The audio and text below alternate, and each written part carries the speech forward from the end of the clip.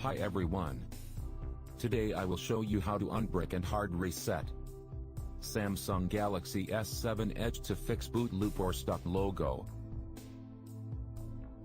This trick will show you how to enter Samsung recovery mode and wipe data factory reset, so you will lost any data inside your phone, such as any photo, contact, music. Please make sure before do it.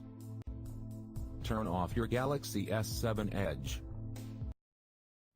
Press volume down and home button in the same time for 2 seconds. Then press the power button. Hold down 3 button for 10 seconds. When Samsung logo come up, release power button.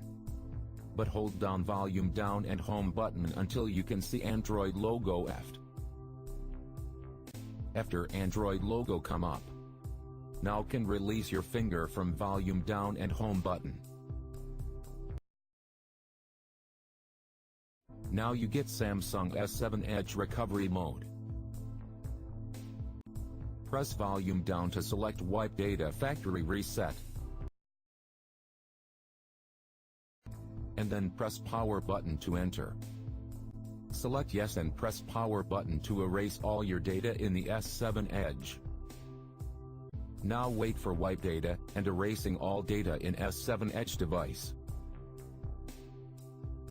When finished, you will get data wipe complete message come up. Need to reboot system by select reboot system now menu. It take time about 2 or 5 minutes for reboot system. Now you can get home menu already. I hope this trick will work for you S7 Edge smartphone.